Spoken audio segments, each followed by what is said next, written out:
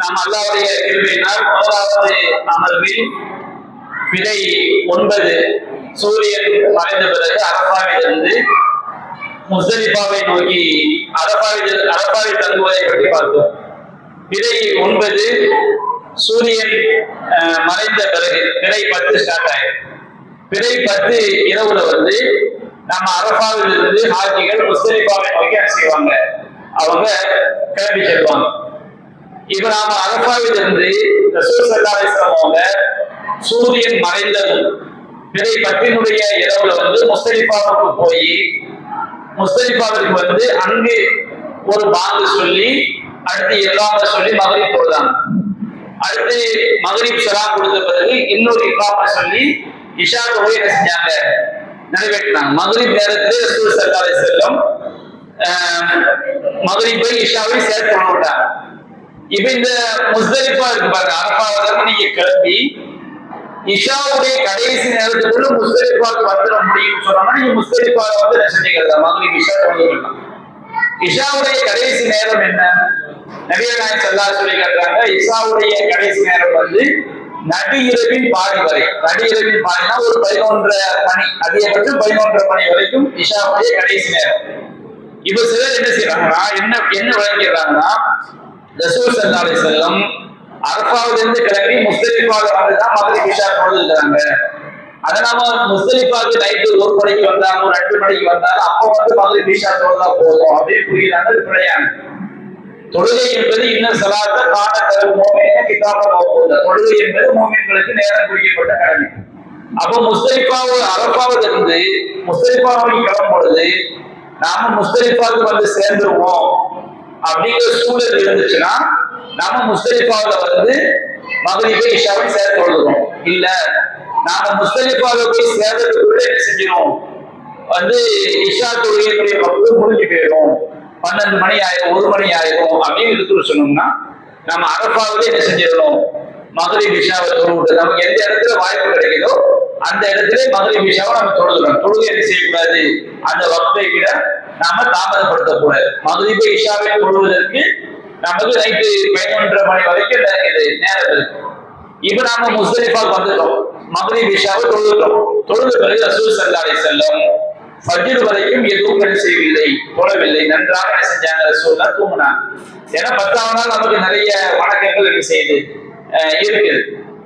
இதுல முஸ்தலிஃபாவில் ரசூல் ஸல்லல்லாஹு அலைஹி வஸல்லம் ஊர்ல இருந்தாலும் பயணத்துல இருந்தாலும் வித்ர் தொழுகையை விட்டதில்லை அப்படிங்கிற ஹதீஸ் அடிப்படையில முஸ்தலிஃபாவில் நாம வித்ர் தொழுதாலும் என்ன கிடையாது, குற்றம் கிடையாது.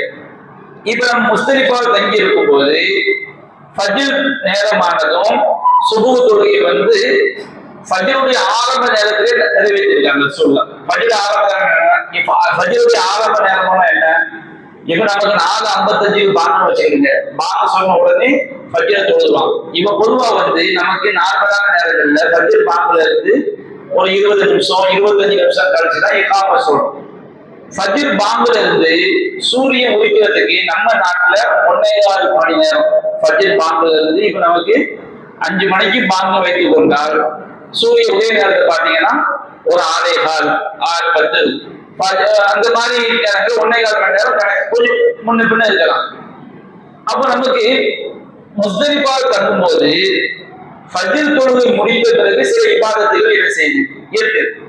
குர்ஆன்ல அல்லாஹ் சொல்றான், ஃபைதா அஃபல்தும் மின் அரஃபாத்தின், நீங்க அரஃபாவிலிருந்து புறப்பட்டு விட்டால். அரஃபாவில் எங்க புறப்படுறோம், முஸ்தலிஃபா. ஃபதுகுருல்லாஹ இன்தல் மஷ்அரில் ஹராம், மஷ்அருல் ஹராமில் அல்லாஹ்வை நினைவு கூறுங்கள் அப்படின்னு அல்லாஹ் உத்தரவு குர்ஆன்ல ஹாஜிகளுக்கு அல்லாஹ் சொல்றான்.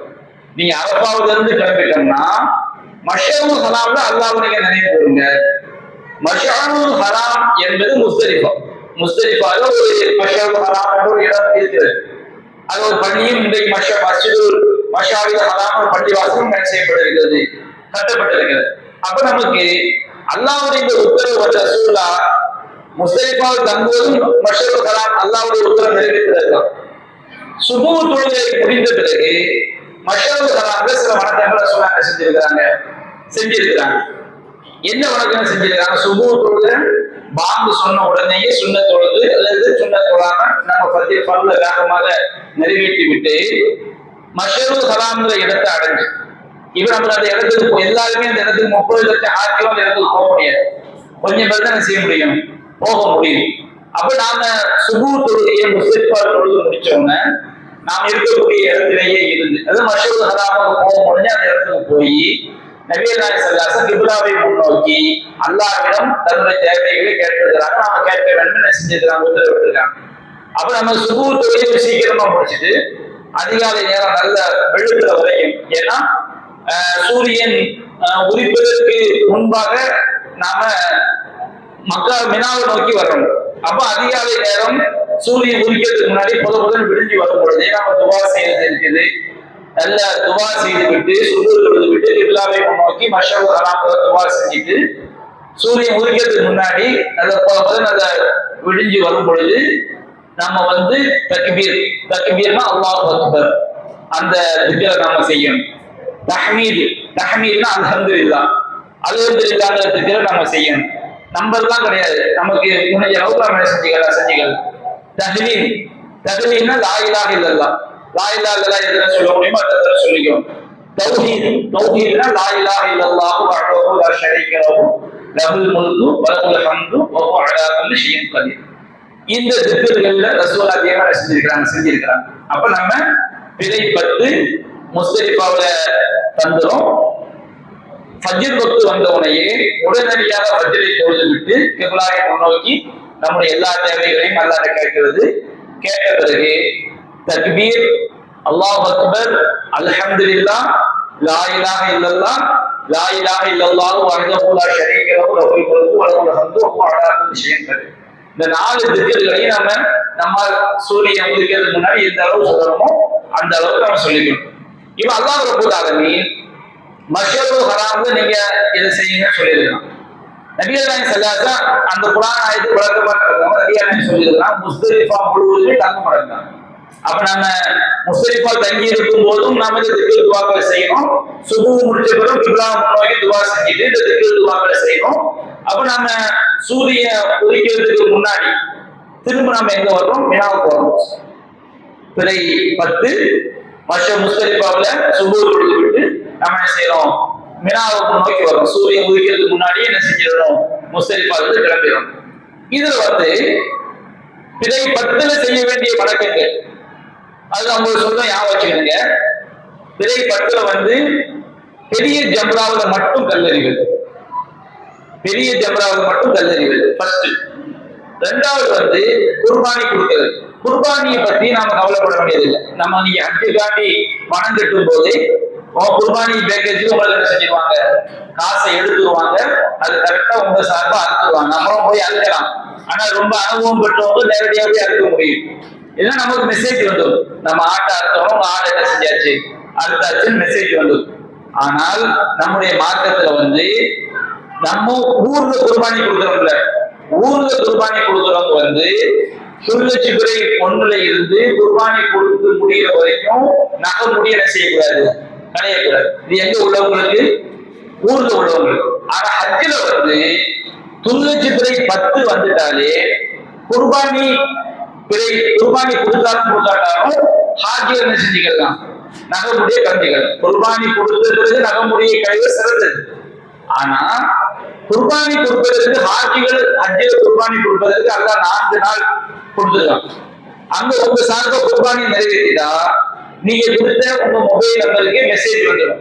உங்க மெசேஜ் அன்னைக்கே வந்தாலும் சரி, அதுக்கு அடுத்த நாள் வந்தாலும் சரினா பிறை 10, பிறை 11, பிறை 12, பிறை 13 இந்த 4 நாட்கள்ல குர்பானி நிறைவேற்றுவதற்குரிய நாள். மேக்சிமம் உங்களுக்கு என்ன சொல்லிடுவாங்க, பிறை 10லயே குர்பானி கொடுத்தாச்சு மெசேஜ் வந்துடும். பிறை 11ல வந்தாலும் தப்பு கிடையாது. இப்ப நீங்க என்ன கவலைப்பட வேண்டியது இல்ல. ஆட்சிகளுக்கு என்ன சட்டம்னா பிறை 10ல நீங்க தலைமுடிய செஞ்சுக்கலாம், மழிச்சுக்கலாம். குர்பானி கொடுத்த பிறகு மழிப்பது சிறந்தது. ஆனா குர்பானி கொடுக்க லேட்டாச்சு அதை கவனிக்க வேண்டியது இல்லை. அதற்கு முன்னாடி என்ன செஞ்சுக்கலாம், தலைமுடிய மழிச்சுக்கலாம். அப்ப பிறை 10ல செய்ய வேண்டிய வணக்கங்கள் பெரிய ஜம்ராவுல கல்லறிவது. குர்பானி அது உங்க சார்பா நிறைவேற்றப்படும். அது ஒரு நம்ம செய்ய வேண்டிய வணக்கமா இருந்தாலும் நம்ம சார்பாக அரசாங்கமே செஞ்சிடும். ரசூல் ஸல்லல்லாஹு அலைஹி வஸல்லம் அவங்க மனைவிமார்கள் சார்பாக அவங்க குர்பானி கொடுத்திருக்கிறாங்க. அதனால நாம் அந்த குர்பானியை பத்தி கவலைப்பட வேண்டியது நம்ம சார்பாக செய்யப்பட்டோம். இன்னொரு வழங்கிருங்க, சிலருக்கு என்ன சந்தேகம், நம்ம ஊர்ல குர்பானி கொடுத்தா ஹஜ்ஜில கொடுக்கணுமா? அதுக்கு இதுக்கு எந்த சம்பந்தமும் கிடையாது. ஊர்ல கொடுக்கக்கூடிய குர்பானி என்பது நமக்கு வலியுறுத்தப்பட்ட சுன்னத். ஹஜ்ஜில கொடுக்க வேண்டிய குர்பானி என்பது ஒவ்வொருவருமே குர்பானி கொடுத்தோம். இப்போ ஒரு கணவன் மனைவி பிள்ளை 3 பேர் ஹஜ்ஜுக்கு கூட வச்சிருங்க, இந்த 3 பேர் சார்பாகவும் குர்பானி கொடுத்தாங்க. நம்ம ஊர்ல அப்படி கிடையாது. ஊர்ல ஒரு ஆட்டை அறுத்துட்டாங்கனாலே அந்த ஒரு குடும்பத்துக்கு அந்த ஒரு ஆடு போதுமானது. ஒரு மாட்டை அறுத்து ஒரு மாட்டுல பங்கு சேர்றோம், அதிகபட்சம் 7 பங்கு. ஒரு பங்கு என்பது ஊர்ல ஒரு குடும்பத்துக்கு. ஆனா ஹஜ்ஜில அப்படி கிடையாது. ஹஜ்ஜில ஒரு பங்கு என்பது ஒரு ஆளுக்கு தான். எல்லோருமே என்ன செஞ்சாகணும், குர்பானி கொடுத்தாகணும். தமத்துவ முறையில் ஹஜ்ஜி செய்வது என்பது குர்பானி என்பது கட்டாயம். அல்லாஹ்வுக்கு நன்றி செலுத்துவதற்காக நமக்கு இந்த தமத்துவ முறையில் ஹஜ்ஜி செய்யக்கூடிய சட்டத்தை அல்லாஹ் தந்ததுக்காண்டி அல்லாஹ்வுக்கு நன்றி செலுத்துவதற்காக குர்பானி கொடுப்பது கட்டாயம். அல்லாஹ் சொல்லி காட்டுறான், ஃபமன் தமத்தஅ பில் உம்ரத்தி இலல் ஹஜ்ஜி ஃபமஸ்தைஸர மினல் ஹஜ்ஜி.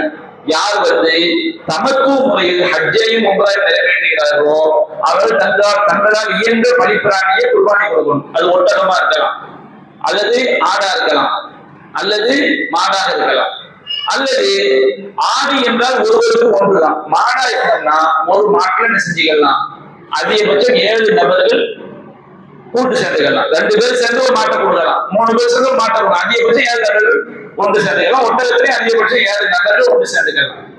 அப்ப நாம பிறை 10 பெரிய ஜம்ராவுல கல்லறிவது குர்பானி வணங்க தனியா வச்சுன்னா நிறைவேற்றப்பட்டோம்.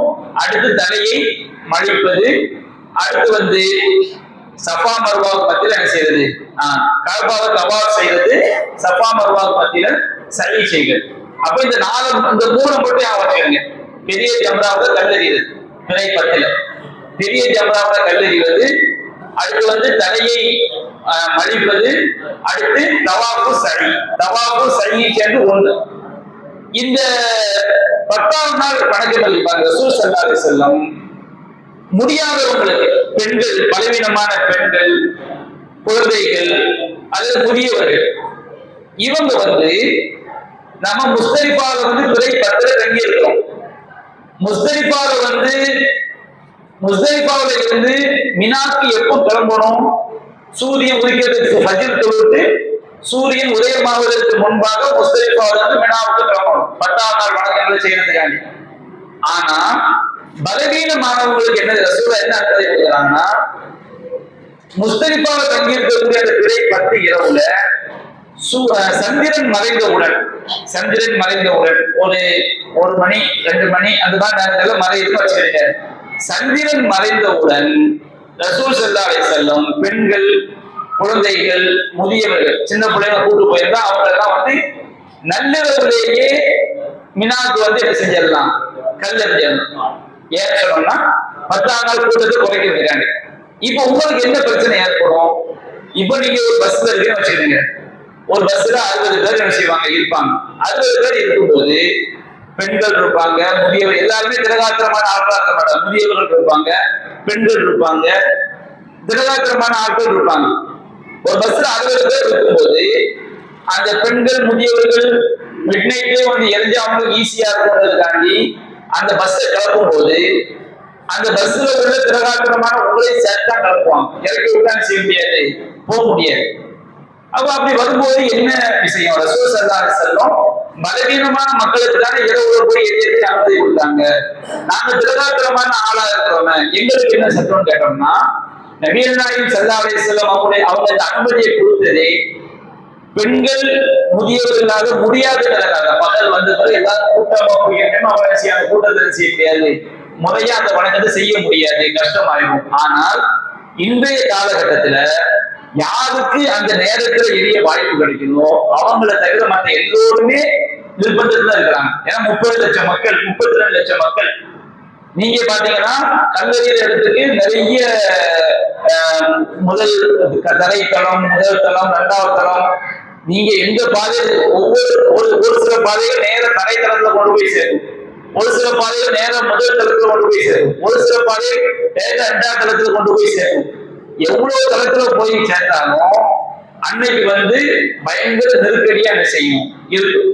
அப்ப அதனால உங்களை இரவு நேரத்திலே அந்த பெண்களோடு சேர்த்து நீங்களும் கிளம்பி வந்துட்டீங்க, தப்பு கிடையாது. இரவுல நம்ம என்ன செஞ்சுக்கலாம், அங்க நாம கல் எறிஞ்சுக்கலாம். ஆனால் இந்த முஸ்தலிஃபா தங்கும்போது திக்ர் துஆக்கள் செய்யிட்டு இருக்கு பாருங்க, நம்ம இரவு தங்கும்போது என்ன செஞ்சுக்கலாம், அல்லாஹ்வுடைய உத்தரவுப்படி நீங்க அரஃபாவுல கிளம்பி விட்டால் அரஃபாவுல கிளம்பி நம்ம நைட்லயே முஸ்தலிஃபா வந்துட்டா நாம அந்த திக்ர் துஆக்கள் நம்ம செஞ்சுட்டாலே, கிப்லா முறை துஆ செஞ்சுட்டாலே நம்ம அந்த கடமை நிறைவேற்றி ஆயிடும். ஃபஜ்ருக்கு பிறகு நபியல்லாஹ் செஞ்ச மாதிரி வாய்ப்புகள் இருக்கு, என்ன செஞ்சுக்கலாம்.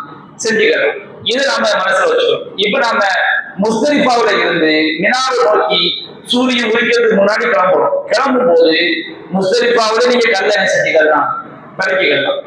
அல்லது மினாவுக்குள்ள நீங்க என்ன செஞ்சுக்கலாம், கற்களை என்ன செய்யலாம், நம்ம பிறை 10 7 கல் மட்டும் நாம எரிவதற்காக எடுத்துக்கொண்டால் போதுமானது.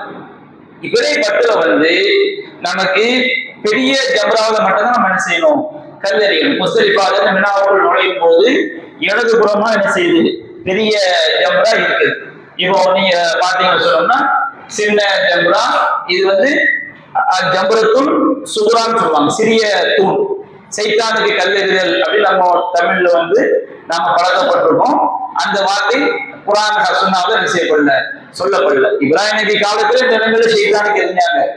இப்ப நாம அது ஒரு வணக்கம் குர்ஆன்ல அல்லாஹ் சொல்லும்போது ஃபத்குருல்லாஹ், இந்த கல்லெறிதல் வணக்கத்தை பற்றி சூரத்துல் பக்ரால அல்லாஹ் சொல்றான். ஃபத்குருல்லாஹ் ஃபி அய்யாமி மஅதூதா, குறிப்பிட்ட நாட்களில் அல்லாஹ்வை நினைவு கூறுங்கள் அப்படின்னு அல்லாஹ் சொல்லி காட்டுறான். அப்ப பிறை 10 3 ஜம்ரா இருக்குது. 3 ஜம்ராவுல நாம பெரிய ஜம்ராவை மட்டும் கல்லெறிய போறோம். அப்ப பெரிய ஜம்ராவுல கல்லெறியும் போது இப்போ நீங்க இது தரைத்தளம் வச்சுக்கோங்க, உங்களை இந்த கொண்டும் சேர்த்துரும். அதுக்கப்புறம் 10 தளத்திலாக மேல போய் எரிவாங்க. அந்த கல்லு எரியக்கூடிய கல்லு கீழே போய் லாரில போய் சேர்ந்து எல்லாமே பக்காவா செஞ்சு வச்சிருக்காங்க. முதல் தளத்துல இருந்தாலும் சரி, நம்ம தரைத்தளம், முதல் தளம், 2வது தளம் எங்க இருந்து இருந்தாலும் அந்த கல் என்ன செய்யும், அதுக்குரிய வழியா கீழே போயிடும். இப்ப நம்ம 7 கல் என்ன செஞ்சுக்கிறோம், முஸ்தலிஃபாவுல பறிக்கிறோம். ரசூலுல்லாஹ் மினாவுல என்ன செஞ்சுக்கிட்டாங்க, பறிக்கிட்டாங்க. அந்த கற்களை பொறுத்த வரைக்கும் நபிகள் நாயகம் ஸல்லல்லாஹு அலைஹி வஸல்லம் கடுமையான எச்சரிக்கை பண்ணியிருக்கிறாங்க. அந்த கல்லு ரசூலுல்லாஹ் சொல்லும் போது லா தகுலு ஃபீ தீனிக்கும், உங்கள் மார்க்கத்துல வரம்பு மீறாதீங்க. உங்களுக்கு முன்பார்ந்த வேதக்காரர்கள் யூத நசாராக்கள் நாசமா போனதால வரம்பு மீறினதுனாலதான். அப்ப நம்ம ரசூலை எதுக்கு இந்த வார்த்தை சொல்றாங்கன்னா, எரியக்கூடிய கல் இந்த அளவுக்கு பெரிய சைஸாவும் இருக்கக்கூடாது, இந்த அளவுக்கு குட்டி சைஸாவும் இருக்கக்கூடாது. ரெண்டுக்கும் நடுவுல நடுத்தரமான கல்லா, ஒரு சுண்டல் சைஸ்ல, ஒரு பெரிய புளிய மூட்டை சைஸ்ல அந்த கல்லை என்ன செஞ்சுக்கணும், 7 கற்களை நாம் என்ன செய்ய வேண்டும், எடுத்துக்கொள்ள வேண்டும். இதை சொல்ல கடுமையான உத்தரவு. இன்னைக்கு சில ஆட்கள் இது ஒரு வணக்கம், அல்லாஹ்வை திக்ர் செய்யக்கூடிய வணக்கம் என்பதை மறந்து என்ன பண்ணிடுறாங்கன்னு சொன்னோம்னா, அவங்க செருப்பு விட்டு எறிகிறது, பாட்டில விட்டு எறிகிறது, சைத்தான கல்லெடுத்து எறிகிறவங்க பேர்ல இவங்க சைத்தானா மாறிடுறாங்க. இது அப்படி கிடையாது, இது ஒரு வணக்கம். சைத்தானை எறிவது கிடையாது, இது ஒரு வணக்கம். ஒவ்வொரு கல்லை எரியும் போதும் நாம என்ன செய்யணும், பிஸ்மில்லான்னு சொல்லிட்டு அல்லாஹ் அக்பர். இந்த ரவுண்ட போட்டுறாங்க பாருங்க. இந்த ரவுண்ட் எதுக்குன்னா, இந்த தூண்ல போய் படணுங்கிற கட்டாயம் கிடையாது. இந்த ரவுண்டுக்குள்ள நம்ம போய் எரியக்கூடிய கல் என்ன செய்யணும், போய் விடணும். விழுந்துதான் போதுமானது. அப்போ நீங்க ஒரு கல் 7 கல் எறிவீங்க, எரியும் போது ரவுண்டுக்கு வெளியே விழுந்துன்னு வச்சுருக்கீங்க, கவனமா எரியணும். ரவுண்டுக்கு வெளியே விழுந்துட்டுன்னா நம்ம அது கல் எரிஞ்சுதான் என்ன செய்யாது, ஆகாது. அந்த மாதிரி நேரத்துல மட்டும் கூட ஒரு கல் எடுத்துக்கணும். அதே மாதிரி சில நேரத்துல மறந்துடுச்சு நம்ம எத்தனை எரிஞ்சிருக்கிறோம்னு சொல்லி, எண்ணிக்கையில கரெக்டா இருக்கணும், பொறுப்போக்கா இருக்கக்கூடாது. இப்ப 5 6 4 5 2 3 சந்தேகம் வரும்போது, சந்தேகம் வந்தா மட்டும் எண்ணிக்கை ரசூலுல்லாஹ் ஒரு நம்பர் சொன்னா நமக்கு அந்த நம்பருக்கு பேண்டலா இருக்கும். ஒரு சந்தேகம் வந்தா மட்டும் தொழுகைக்குள்ள சட்டம். இப்ப நமக்கு 2 3 சந்தேகம் வந்து வச்சுக்கிடுங்க, ரசூலுல்லாஹ் செய்யறாங்க, ஒப்புனி அலா மஸ்தையன, உனக்கு உறுதியானது மீது நீ கட்டமைக்கணும். அப்ப 2 3 சந்தேகம் வந்தா உறுதியானது எத்தனை, 2 முடிவெடுத்துட்டு 3 நம்பர்ல என்ன செஞ்சுக்கணும், எரிந்து கொள்ள வேண்டும். அப்ப நம்ம எரியக்கூடிய கல் தூண்ல படணுங்கிற கட்டாயம் இல்லை. இந்த எங்க விழுந்தாலும் என்ன இல்லை, பிரச்சனை கிடையாது. இப்ப நாம பிறை 10 கல்லெறியும் போது நம்ம நம்முடைய வலதுபுறம் மினாவை நோக்கியும் இடதுபுறம் மக்காவை நோக்கியும் இருக்கிற மாதிரி அந்த கல்லெறி செய்யணும், எரியும். ஒவ்வொரு கல்லை எரியுமா அல்லாஹ் அக்பர் அல்லாஹ் அக்பர் அல்லாஹ் அக்பர், ஒவ்வொரு கல்லையும் நாம அல்லாஹ் அக்பர் சொல்லி என்ன செய்யணும், அந்த கல்லை எரியும். இந்த கல்லை எரிஞ்சு முடிஞ்ச பிறகு நாம 10வது நாள்ல, நான் சொல்றது 10வது நாள், கல்லை எரிஞ்சு முடிஞ்ச பிறகு கிப்லாவை முன்னோக்கி இரு கைகளை உயர்த்து நீண்ட நேரம் துவா செய்யும். மற்ற நாட்கள்ல இந்த துவா, இந்த பெரிய கம்லாவில கல்லெறிஞ்சு துவா வர, அதை வரும்போது நான் விளக்குறேன். 10வது நாள் சொல்லிட்டு இருக்கிறேன். 7 கல்லை எரிஞ்சு முடிஞ்ச பிறகு கிப்லாவை முன்னோக்கி நம்ம நீண்ட நேரம், உங்களுக்கு நீண்ட நேரம் துவா செய்யணும்.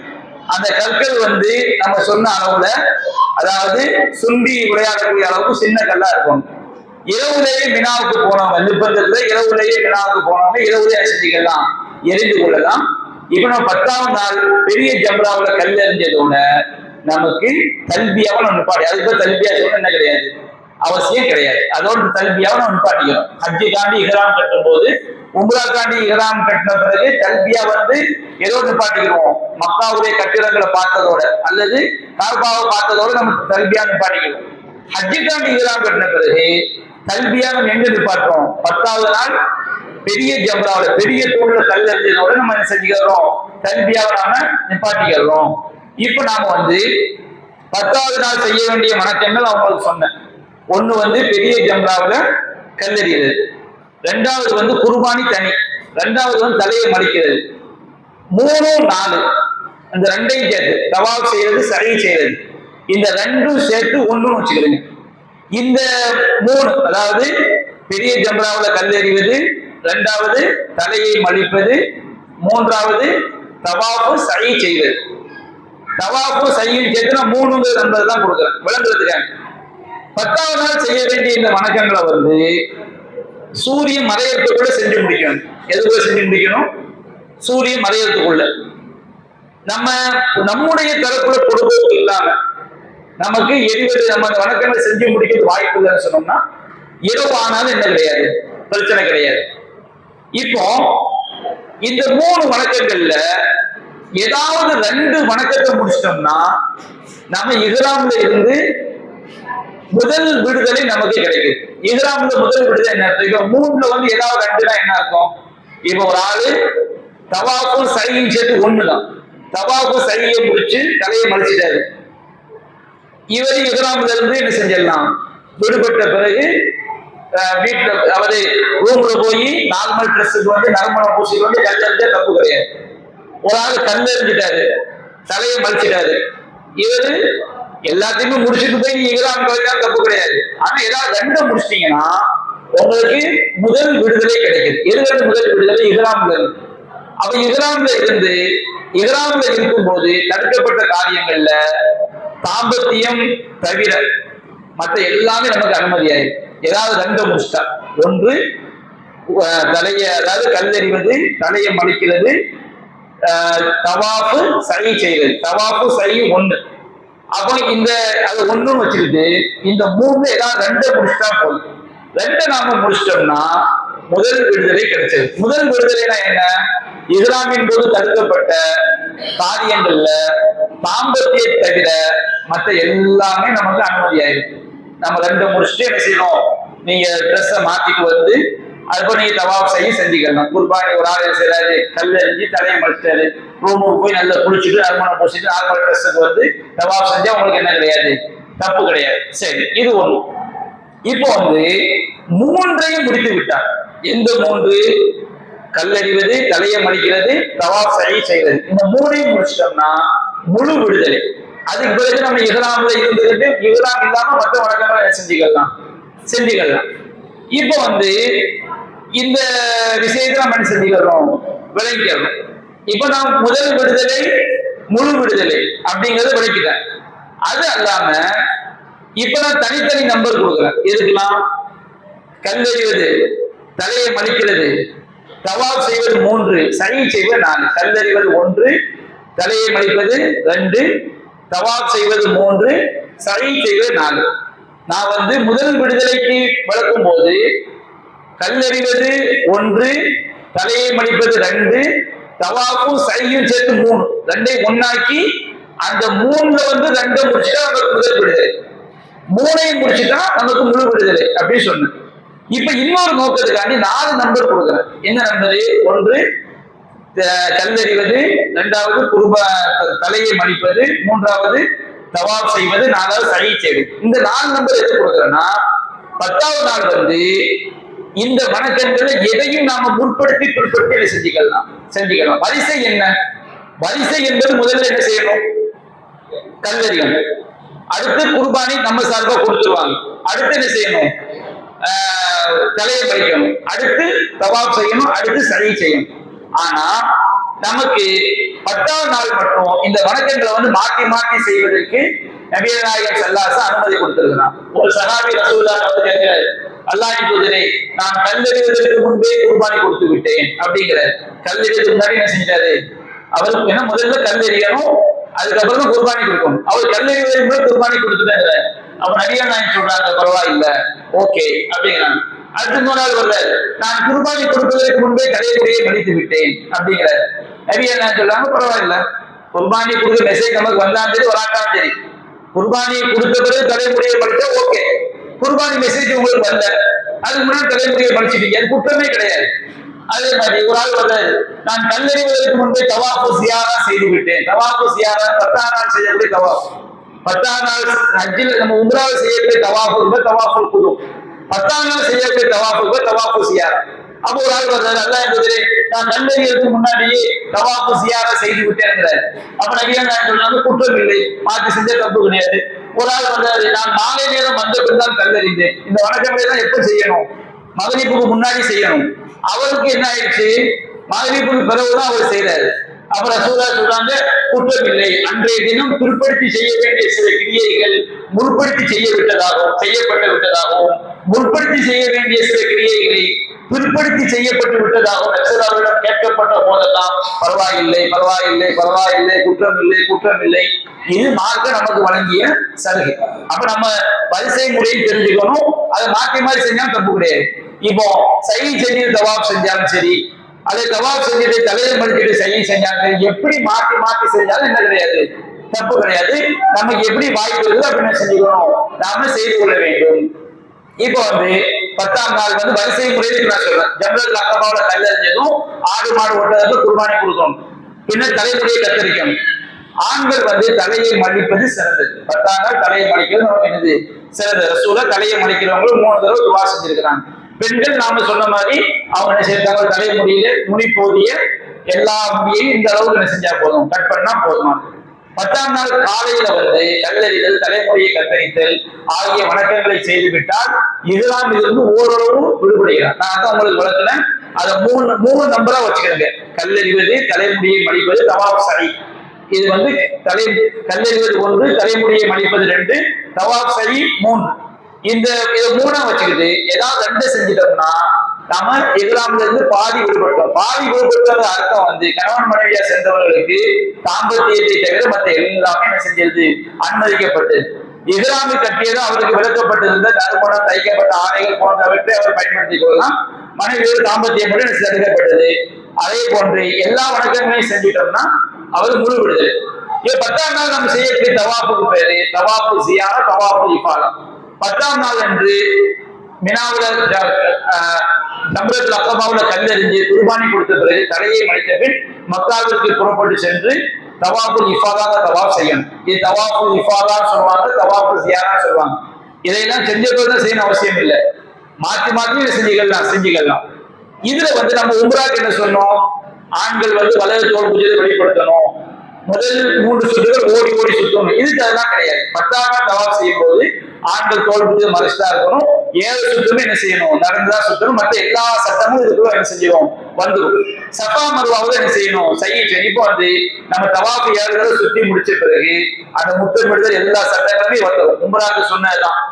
அதுக்கு நம்ம என்ன செய்யணும், மகாமி இப்ராஹிம்ல போய் 2 ரக்காத் என்ன செய்யணும், தொழுவோம். மகாமி இப்ராஹிம் தொழுத பிறகு நான் உம்ராக்கு ஒன்று சொல்ல மறந்துட்டேன். ஒரு சகோதரி சுட்டி காட்டினாங்க, இந்த குறிப்புல இருக்குது. என்னன்னா மகாமி இப்ராஹிம் ரக்காத் தொழுத பிறகு அந்த சம்சம் தண்ணி வச்சிருப்பாங்க. அந்த சம்சம் தண்ணி நம்ம என்ன செய்யலாம், குடிக்கலாம். உம்ராவிலையும் உண்டு, இதுலயும் சம்சம் தண்ணியை குடிச்சிக்கலாம். தலையில என்ன செஞ்சுக்கலாம், ஊத்திக்கலாம். இவன் தலையில ஊற்றினா தலைவலி வந்துடும் பயந்தெல்லாம் ஊற்ற வேண்டிய அவசியம் இல்லை. நம்ம சம்சம் தண்ணியை குடிச்சுக்கலாம், தலையில ஊற்றிக்கலாம். சம்சம் தண்ணியை நின்றுதான் குடிக்கணும் அப்படின்னு சொல்லுவாங்க. ரசூலுல்லாஹ் நின்று குடித்தார்கள். அந்த ஏரியா நிர்பந்தம். உங்களுக்கு உட்கார்ந்து குடிக்கணும், உட்கார்ந்து தான் குடிக்கணும். இடம் இல்லை, எல்லாமே கூட்டமா இருக்கு, நின்று குடிக்கணும், குடிச்சா தப்பு கிடையாது. ஆனால் ஜம்சம் தண்ணிக்கு பிரத்யோக சட்டம், நின்று குடிக்க வேண்டும் பிரத்யோக சட்டம் குர்ஆன் சுன்னால கிடையாது. நாம எப்போ குடிச்சாலும் உட்கார்ந்து குடிக்க வாய்ப்பு இல்லை, உட்கார்ந்து என்ன செய்யணும், குடிக்கணும். இப்போ நாம 10ஆம் நாள் வணக்கம் எல்லாத்தையும் முடிச்சுட்டோம் வச்சுக்கிறீங்க, நம்ம இஹ்ராம்ல இருந்து முழுமையா என்ன செஞ்சிடலாம், விடுபட்டோம். இப்போ ஒரு கேள்வி வரும், 10ஆம் நாள் தவாஃப் செய்யணும் வச்சுக்கிறீங்க, ஹஜ்ஜே கூடாது. எப்படி அரஃபால் தங்காட்ட ஹஜ்ஜு கூடாதோ அது மாதிரி 10ஆம் நாள் தவாஃப் சரி செய்யாட்டா ஹஜ்ஜே செய்யாது, கூடாது. அல்லாஹ் நமக்கு குர்ஆன்ல இந்த 10ஆம் நாள் தவாஃப ரொம்ப முக்கியமா மற்ற வணக்கங்கள் விடுபட்டா கூட நமக்கு நம்ம அதுக்கு உண்டான பரிகாரம் செஞ்சு ஹஜ்ஜு நமக்கு கூடும். ஆனா அரஃபாவை தங்குறது விடுபட்டுட்டா, 10ஆம் நாள் தவாஃப் விடுபட்டுட்டா, அதுக்கு என்ன கிடையாது, ஹஜ்ஜே கூடாம போயிடும். அடுத்த வருஷம் திரும்ப என்ன செய்யணும், ஹஜ்ஜு செய்யணும். இப்ப பெண்களுக்கு 10ஆம் நாள் தவாஃப்ல மற்ற எல்லா வணக்கங்களும் செய்ய முடியும். கல்லறிய முடியும், தலைமுடியை கத்தரிக்க முடியும், சரி செய்ய முடியும். உம்ராவுல நாம தவாஃபை முடிச்சுட்டு தான் சரி செய்யும். ஆனா 10ஆம் நாள் அப்படி கிடையாது. நீங்க சரி கூட செஞ்சுக்கலாம். ஆனா தவாஃப் செய்யணும், காபாக்குள்ள வந்தாகும். காபாக்குள்ள குளிப்பு கடமையோட மாதவிலக்கு என்ன செய்யக்கூடாது, வரக்கூடாது. அப்ப அவங்களுக்கு பெண்களுக்கு என்ன சட்டம், அவங்க மற்ற எல்லா வணக்கங்களையும் செஞ்சுட்டு அவங்க என்ன செஞ்சுக்கலாம், மாதவிலக்கு தூய்மையான பிறகு இந்த 10ஆம் நாள் தவாஃபை மட்டும் அவங்க செஞ்சுக்கலாம். ரொம்ப நிர்பந்தமா இருக்குது, நமக்கு நாட்கள் இல்லை, நம்ம சீக்கிரம் மக்களாக கூட்டு போயிடுவாங்க, அந்த மாதிரி நிர்பந்தத்தில் உள்ள பெண்கள் மட்டும் மாதவிலக்கை தடுக்கிறதுக்கு பயன்படுத்தக்கூடிய மாத்திரையை பயன்படுத்திக்க குற்றம் கிடையாது. அதனால நமக்கு இந்த 10ஆம் நாள் தவாஃப் ரொம்ப முக்கியம். அதனால உங்களுக்கு போதிய கால அவகாசம் இருந்துச்சுன்னு வச்சுக்கிறீங்க, நீங்க அந்த மாதிரி மாத்திரைகளை பயன்படுத்தக்கூடாது. போதிய கால அவகாசம் இல்லைன்னு சொன்னோம்னா அந்த மாதிரி மாத்திரைகளை போட்டு உங்களை செஞ்சுக்கலாம். அதை மாதவிலக்கை கொஞ்சம் பிற்படுத்திக்கிட்டு அவங்க தவாஃப் என்ன செஞ்ச முறையாக நிறைவேற்றிக் கொள்ளலாம். அடுத்து இப்ப நமக்கு ஹஜ்ஜு 10ஆம் நாள் வணக்கங்கள் எல்லாம் நமக்கு என்ன செஞ்சிருச்சு, முடிஞ்சிருச்சு. அடுத்து நமக்கு இருக்கக்கூடிய விஷயம் பிறை 11, 12, 13 இந்த 3 நாட்கள் நாம் செய்ய வேண்டிய வணக்கம். 10ஆம் நாள் நம்ம கல்லறிஞர் பாருங்க, 10ஆம் நாள் கல்லறியும் போது லுகருக்கு முன்னாடியே கல்லறியணும். அதுதான் டயம். நமக்கு நிர்பந்தத்துல முடியாம லுகருக்கு பின்னாடியோ சூரிய மறைஞ்ச பிறகு எந்த தப்பு கிடையாது. ஆனா 10ஆம் நாள் கல்லறிவது பெரிய ஜம்ரால மட்டும்தான். அது எப்ப எரியணும், லுகருக்கு முன்னாடி எரியணும். ஆனா பிறை 11, 12, 13 மினாவுல நாம தங்கணும். மினாவுல தங்குறது என்பது பகலிலும் மினாவுல தங்கணும், இரவிலும் மினாவுல தங்கணும். இப்ப ஒரு ஆளு நான் பகல்ல மக்காவுக்கு போய்க்கிறேன், இரவுல மட்டும் மினாவுல தங்கியதுன்னா தப்பு கிடையாது. சரி, இரவுல தங்கன்னா எவ்வளவு நேரம் தங்கணும், முழு இரவு தங்கணும். இல்ல நான் முதல் பாதி இரவு தங்கினாலும் அது மினாவுல தங்குறதா ஆயிரும், இறுதி பாதி இரவு தங்கினாலும் மினாவுல தங்குறதா ஆயிரும். இப்ப பிறை 11, 12, 13 3 நாட்களுமே மினாவில் தான் தங்க வேண்டும். ஆனால் பகல்ல மக்காவை தங்கிக்கிட்டு இரவுல மினாவுல தங்கினா என்ன கிடையாது, தப்பு கிடையாது. இப்ப மினாவுல தங்கி இருக்கிற 3 நாட்களுமே லுகர் தொழுத பிறகு நாம கல்லறியணும். 3 ஜம்ராவிலே கல்லறியணும். முதல்ல சின்ன ஜம்ரா, அடுத்து நடுவுல உள்ள ஜம்ரா, அடுத்து பெரிய ஒரு ஜம்ரா. பெரிய ஜம்ரான தூண். 3 ஜம்ராவிலையும் 11, 12, 13 3 நாள் என்ன செய்யணும், கல்லறியணும். எப்ப கல்லறியணும், லுகர் தொழுகைக்கு பிறகு சூரியன் மறையறதுக்குள்ள. லுகர் தொழுகைக்கு பிறகு சூரியன் உச்சி சாய்ந்த, லுகர் தொழுகையில சூரியன் உச்சி சாய்ந்த பிறகு சூரியன் மறையறதுக்குள்ள என்ன செய்யணும், நாம கல்லறி. நீ லுகர் அசரம் முடிச்சுட்டு கூட கல்லறியலாம். அது கல்லறிஞ்சிட்டு கூட என்ன செஞ்சுக்கலாம், லுகர் அசரம் என்ன செஞ்சுக்கலாம், முடிச்சுக்கலாம். இப்ப இந்த திரை 11, 12, 13 கல்லறியக்கூடிய சட்டம் என்ன சட்டம் சொன்னோம்னா, முதல்ல சின்ன ஜம்ரா இருக்கு பாருங்க, அதுல கல்லறியணும். 7 கல்லு பிஸ்மில்லா சொல்லி ஆரம்பிச்சு அல்லாஹ் அக்பர், அல்லாஹ் அக்பர் 7 கல்லு என்ன செய்யணும், நாம எரியணும். 7 கல்லு இந்த கல் எறியக்கூடிய சுண்ணத்து. 7 கல்லு சின்ன ஜம்ராவில் எரிஞ்ச பிறகு நீங்க வலது புறமா, முதல் சின்ன ஜம்ரால கல் எறிஞ்ச பிறகு வலது புறமா முன்னோக்கி போய் கிப்லா முன்னோக்கி துவா செய்யணும். இது நான் சொல்றது பிறை 11, 12, 13 3 நாளைக்கும். எப்போ, லுகருக்கு பிறகு. அதே போன்று முதல் சின்ன ஜம்ரால 7 கல் எரிஞ்சிட்டு நமக்கு வலது புறம், வலது கல்ல 7 கல் எறியணும்.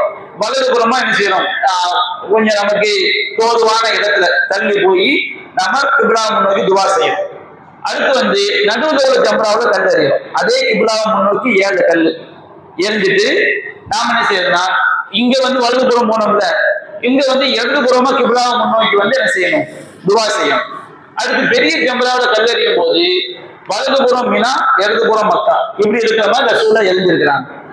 இப்போ உங்களுக்கு என்ன பிரச்சனை வரும், அங்க உள்ள கூட்டத்துல நீங்க கரெக்டா கிப்லாவை முன்னோக்கி எறிகிற மாதிரி உங்களுக்கு வாய்ப்பு கிடைக்கலன்னு வச்சுக்கிறீங்க, நீங்க எங்க இருந்தாலும் என்ன செஞ்சுக்கலாம், எரிஞ்சுக்கலாம். எரிஞ்சிட்டு கிப்லாவை முன்னோக்கி துவா செய்யும். ஆனா சுன்னத்து என்னது, கிப்லாவை முன்னோக்கி 7 கல் எரிஞ்சிட்டு சின்ன ஜம்ராக்கு பிறகு வலதுபுறமா முன்னோக்கி போய் துவா செய்யும். நடுவுல உள்ள ஜம்ராவை எரிஞ்சிட்டு ரசூலா இடதுபுறமா முன்னோக்கி வந்து என்ன செஞ்சிருக்காங்க, துவா செஞ்சிருக்காங்க. பெரிய ஜம்ராவில் கல் எறிஞ்சது துவா கிடையாது. ஆனா 10ஆம் நாள்ல வந்து பெரிய ஜம்ராவில் மட்டும்தான் நம்ம என்ன செஞ்சோம், கல் எறிஞ்சிட்டு ரசூலா துவா செஞ்சிருக்காங்க 10ஆம் நாள்ல. 11, 12, 13 வந்து இந்த 2க்கு தான் துவா. எதுக்கு துவா கிடையாது, பெரிய ஜம்ராவில் கல் எறிய வேணா நம்ம ரூமுக்கு செஞ்சிடலாம், மீனாக்கு வந்துடலாம் கல் எறிஞ்சதோட. இப்ப நீங்க பாத்தீங்கன்னா உங்களுக்கு நபிகள் நாயகம் செஞ்ச மாதிரி செய்ய வாய்ப்பு இல்லைன்னா நம்ம எங்க இருந்தாலும் என்ன செஞ்சுக்கலாம், கல்ல வந்து எரிஞ்சுக்கலாம். சரிங்களா? உங்களுக்கு வர்றதுக்கு ஒரு ரூட்டு, போறதுக்கு ஒரு ரூட் வச்சிருப்பாங்க. அந்த ரூட்ல அதை கரெக்டா அந்த ரூட்டை பார்த்து நீங்க என்ன செஞ்சுக்கலாம், போய்க்கலாம். அங்க போனா உங்களுக்கு விளங்கி. இப்ப வந்து ஜம்ராக்கள்ல கல்லெறியிற முறையை வந்து நம்ம செஞ்சிருக்கிறோம், சொல்லி தந்துருக்கிறோம். இப்ப வந்து ஒரு ஜம்ராவுல வந்து இப்ப நம்ம கல்லெறியக்கூடிய ஒரு சின்ன வீடியோ, இந்த வீடியோ வந்து நமக்கு இந்த எப்படி மக்கள் எரியறாங்க அப்படிங்கறத நமக்கு என்ன செய்யும், விளக்கும்.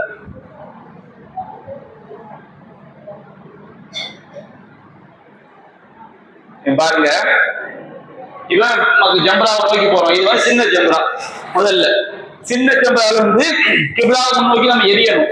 எரிய வாய்ப்பு இல்லாத எங்க இருந்தா நீ செஞ்சுக்கலாம், எரிஞ்சுக்கலாம். கிப்லாவை முன்னோக்கி எரிஞ்சிட்டு வலதுபுறமா வந்து துவா செய்யணும். இப்ப அவங்க வந்து என்ன செய்யறாங்கன்னா, அடுத்து நடுவுல உள்ள ஜம்ராவை என்ன செய்யறாங்க, கல் எறியறாங்க. அந்த இடத்துக்குள்ள நமக்கு கல் எரிஞ்சா போதும். நடுவுல உள்ள ஜம்ராவை 7 கல் என்ன செய்வாங்க, ஹாஜிகள் வந்து எரிவாங்க. அடுத்து நடுவுல உள்ள ஜம்ராவை 7 கல் எரிஞ்ச பிறகு அடுத்து வந்து பெரிய ஜம்ராவை என்ன செய்வாங்க, 7 கல் என்ன செய்வாங்க, எரிவாங்க. அப்ப சின்ன ஜம்ரா, நடுவுல உள்ள ஜம்ரா, பெரிய ஜம்ரா, இந்த 3லையும் 7 கல் அவங்க எரிஞ்ச பிறகு அவங்க என்ன செய்வாங்க, அவங்க மினாவுல உள்ள தங்க டெண்டை நோக்கி என்ன செய்வாங்க, கிளம்புவாங்க. உங்களுக்கு இவ்வளவு கூட்டத்துல வந்து நபிகள் நாயகம் எந்த சுண்ணத்துல எரிஞ்சாங்களோ அந்த மாதிரி சுண்ணத்துல எரிய வாய்ப்பு இல்லாத எங்க இருந்தா செஞ்சுக்கலாம், எரிந்து கொள்ளலாம். இது வந்து நடுவில் உள்ள ஜம்ரா நினைக்கிறேன், ஜம்ரத்துல் உஸ்தா, நடுவு ஜம்ராவை என்ன செய்யறாங்க, 7 கல் அல்லாஹ் அக்பர் சொல்லி என்ன செய்வாங்க, எரிவாங்க. அடுத்து வந்து ஜம்ரத்துல் குப்ராங்கிற பெரிய ஜம்ராவை என்ன செய்வாங்க, எரிவாங்க. உங்களுக்கு புலோர் வசதி தான் என்ன செஞ்சிருக்கிறாங்க, தரைத்தளம், முதல் தளம், எல்லா தளமும் அங்க இருக்குது. அந்த கூட்டம் எல்லாரும் செய்யற மாதிரி வசதி என்ன செஞ்சிருக்கிறாங்க, அவங்க பண்ணி வச்சிருக்கிறாங்க. அது அந்த தூணுக்குரிய அடையாளம் தான். இப்ராஹிம் அந்த இடத்துல இறஞ்சாங்க, அந்த ஜம்ரா தூண் வந்து பெரிய சுவர் மாதிரி செஞ்சிருக்கிறாங்க. அந்த தூண்ல பட்டாலும் சரி, அந்த இடத்துக்குள்ள விழுந்தாலும் சரி, நமக்கு அது எனக்கு போதுமானது. அப்ப நம்ம ரூமை நோக்கி என்ன செஞ்சிடறோம், நோக்கி என்ன செஞ்சிடறோம், கிளம்பிடுறோம். இது வந்து பிறை 11, 12, 13 வந்து நாம கல்லறிய வேண்டிய நாட்கள். அடுத்து வந்து இப்ப நாம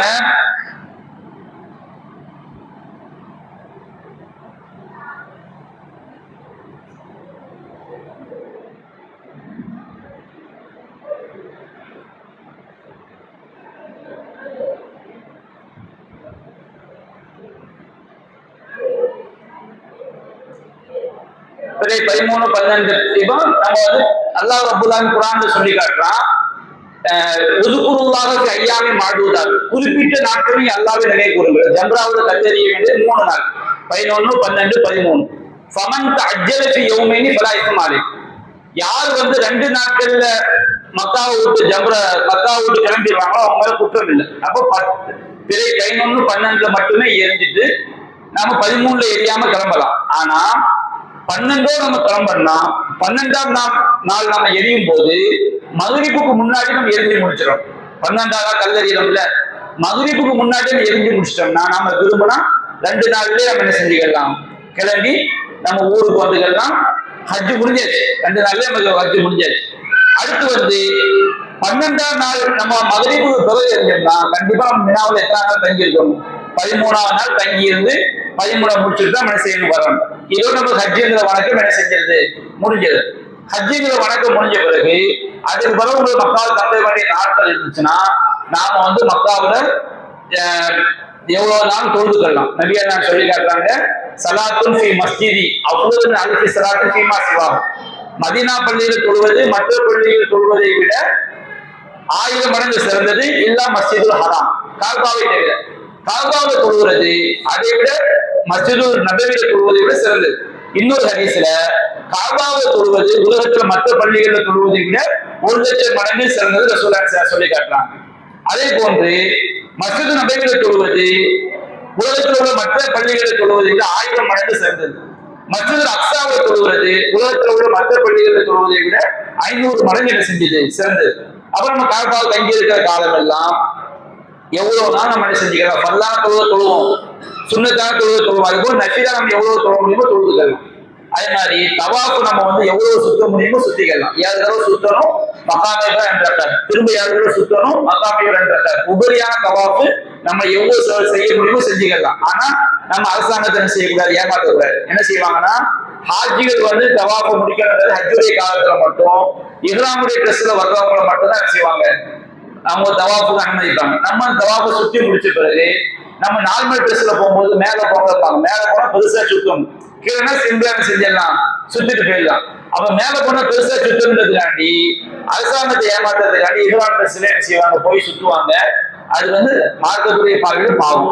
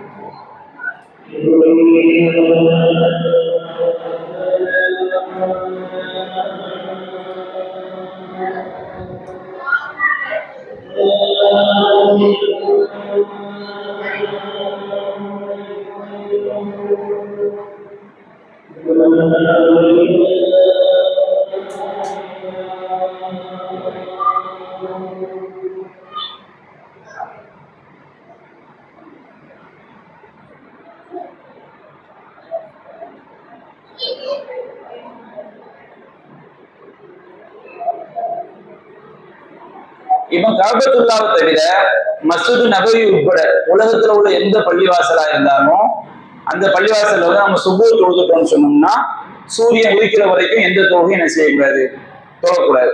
சில இடங்கள் சில ஹதீஸ்கள் சுபூரை தொழாட்டா சுபூர் பிறகு தொழுதுக்கலாம். ஆனா பொதுவாக ஒருவர் சுபூரை முன்சுன்னத்தோடு சுபூர் தொழுதுட்டாங்கன்னா சூரியன் உதிக்கிற வரைக்கும் எந்த தொழுகையும் தொழக்கூடாது. அசர் தொழுதுட்டோம்னா சூரியன் மறைகிற வரைக்கும் எந்த தொழுகையும் என்ன செய்யக்கூடாது, தொழக்கூடாது. சூரியன் உச்சி வந்துட்டுனா உச்சி சாயிற வரைக்கும் எந்த தொழுகையும் தொழக்கூடாது. ஆனா இந்த தடை எங்க கிடையாது, காபாவில் கிடையாது. காபாவில் எந்த நேரத்துல நம்ம என்ன செஞ்சுக்கலாம், நஃபிலான தொழுகைகள் தொழுதுக்கலாம். மற்ற பள்ளிக்கு தான் இந்த தடை உண்டே தவிர காபா கிடையாது. நபிகள்லாம் சொல்லி காட்டுறாங்க, திருமதி நசாயில பதிவு செய்யப்பட்டது, யாபனி அப்த மனாஃப். நபிகள்லாம் காலத்துல காபாவை நிர்வாகம் பண்ணக்கூடிய கூட்டம் அப்துல் மனாஃப் கூட்டத்தினரே தம்னவு ஆகதன் தாஃப பிஹாதல் பைத்தி வஸல்லா ஐயத்து சாஅத்தி ஷாரின் லைலின் அவ் நஹார், இரவிலோ பகலிலோ தான் விரும்பிய எந்த நேரத்தில் தவாப் செய்வதற்கும் எந்த நேரத்தில் தொழுவதற்கும் நீங்க யாரையும் தடுக்காதீங்க. காபாவுல வந்து இரவானது பகலான எந்த நேரத்தும் என்ன செஞ்சுக்கலாம், காபால போய் தொழுதுக்கலாம். அந்த தடை செய்யப்பட்ட நேரமே கிடையாது. நஃபிலா தொழுது, நஃபிலான தொழுகைகள் வந்து காபால எப்பனாலும் தொழுதுக்கலாம், எப்பதான் நம்ம என்ன செஞ்சுக்கலாம், தவாப் செஞ்சுக்கலாம். இப்ப நம்ம மக்காவை விட்டு கடைசியா வெளியே போறோம், ஹஜ்ஜை முடிச்சிட்டோம், மக்காவை விட்டு நம்ம வெளியே போறோம் சொன்னோம்னா கடைசியா நம்ம எல்லா பர்ச்சேஸ் பண்ண வேண்டியது இருந்தா எல்லா பெட்டி கிட்டி எல்லாத்தையுமே கெட்டி வச்சுட்டு என்ன செய்வோம்னு சொன்னோம்னா ஒரு தவாப் செய்யும். அந்த தவாப்புக்கு பேரு தவாஃபுல் விதா, விடைபெறக்கூடிய தவாப். இந்த தவாப் வந்து அந்த நேரத்துல பெண்களுக்கு மாதவிலக்கா இருந்தா அவங்க செய்ய வேண்டியது இல்லை, மற்ற எல்லாரும் கண்டிப்பா செஞ்சாங்க. இந்த தவாஃபுல் விதானா என்ன, நம்ம கடையில ஒரு மாதிரி ஊர்கள் நல்ல நமக்கு அறிமுகம் இருக்கும். வெளிநாட்டுக்கு போகும்போது என்ன செய்வாங்க, கார்லாம் வந்துடும், பெட்டி கிட்டி எல்லாத்தையும் கார்ல தூக்கி வச்சிருவாங்க. திடீர்னு வெளிநாட்டுக்கு போற ஆள் மட்டும் தோட்டத்துல நிற்பார். என்ன கேட்டா அவர் மனைவி என்ன செய்வார், அழுது அப்படின்னு பேசிட்டு போயிட்டு வர்றேன்னு சொல்லிட்டு அப்படி வர்ற. இது உதாரணத்துக்கு விளங்குறதுக்காக. அப்ப எல்லாம் பெட்டி கிட்டி ஏற்றி வச்சோட கடைசியா அவருடைய மனைவிட்ட பேசிட்டு அல்லது தாயிட்ட பேசிட்டு கிளம்புறாங்க பாருங்க. அந்த மாதிரி இல்ல, ஒரு விளங்குறதுக்காண்டி நம்ம எல்லாத்தையும் கெட்டி வச்சுட்டு கடைசி நம்ம இனிமே மக்காவது இல்ல, மக்காவுக்கு கிளம்ப போறோம் அப்படிங்கிறதுக்காக நம்ம என்ன செய்வோம், காபால போய் 7 தவாஃப் 7 சுற்றிட்டு மக்காவது 2 ரக்காத் கிளம்பிட்டு அதோட நம்ம மக்காவது என்ன செஞ்சிருக்கோம், விடைபெற்று வந்தோம். நபியா சொல்லி காட்டுறாங்க, உங்களுடைய கடைசி தொடர்பு அல்லாஹ்வுடைய பள்ளிவாசலோடு இருக்கட்டும். சில ஆளுக்கு என்ன செய்வாங்கன்னா, நீங்க அந்த ஹாஜிகளை பார்க்கலாம், பேக்கையை தான் எடுத்து மாட்டிக்கிட்டு 7 தடவை சுத்திட்டு மக்காவை 2 ரக்காத் தொழுவிட்டு காபா பார்த்துக்கிட்டே பின்னணிக்கு வருவாங்க. இப்படி ஹதீஸ்ல கிடையாது. அவங்க என்ன செய்யறாங்கன்னா, காபாவை பார்த்துக்கிட்டே எவ்வளவு தூரம் பின்னணிக்கே வர முடியுமோ அவ்வளவுதான் பின்னணிக்கே வந்து என்ன செய்வாங்க, திரும்பி போவாங்க. அது வந்து அப்படி செய்யணுங்கிறதும் கிடையாது, அப்படி செய்யல சொல்லல. ஆனா அவங்க இந்த ஹதீஸ வந்து அப்படி விளங்கிக்கிறாங்க. அப்ப நம்ம செய்ய வேண்டியது இல்லை. அப்போ நம்ம கடைசியா தவாஃபு விதா என்பது ரொம்ப முக்கியம். ரசூலுல்லாஹ் வந்து கடைசி மக்கா விட்டு கிளம்பும் போது நம்முடைய கடைசி சந்திப்பு இதோட தான் இருக்கணும், காபாவோட தான் செய்யணும் இருக்கணும். அதாவது துவா செஞ்சுக்கலாம், நல்லா திரும்ப இந்த ஆலயத்துக்கு வரக்கூடிய பாக்கியத்தை கொடு அப்படியே நம்ம என்ன செஞ்சுக்கலாம், பொதுவா துவா செஞ்சுக்கலாம். அப்ப இந்த தவாஃபுல் விதா செஞ்சதோட நம்ம என்ன செய்யறோம், மக்கா விட்டு வெளியே வர்றோம். ஹஜ்ஜுடைய பயணத்துல மதீனா செல்லுதல் என்பது கிடையாது. ஆனா மதீனாவுக்கு சென்ற தப்பான்னு கேட்ட தப்பு கிடையாது. எதுக்காக மதீனாவுக்கு போறோம், நபியா நாயகம் சொல்லியிருக்கோம், 3 பள்ளிவாசல் புனித பயணம் மேற்கொள்ளும். உலகத்துல உள்ள எந்த பள்ளியா இருந்தாலும், தகவல் கொட்டையா இருந்தாலும், கூரை கொட்டையா இருந்தாலும், ஏசி பள்ளியா இருந்தாலும், நீங்க எங்க சொன்னாலும் ஒரே நன்மை தான். 3 பள்ளியை தவிர, ஒண்ணு காபா, இன்னொன்னு மஸ்ஜித் நபவி, இன்னொன்னு மஸ்ஜித் அக்ஸா. இந்த காபாவை தொழுவது 1,00,000 மடங்கு நன்மை, மஸ்ஜித் நபவி தொழுவது மற்ற பள்ளிகளை விட 1000 மடங்கு நன்மை, அக்ஸாவை தொழுவது 500 மடங்கு நன்மை. இந்த நன்மைக்காக நம்ம எங்க போறோம், மதீனா பள்ளிக்கு போறோம்.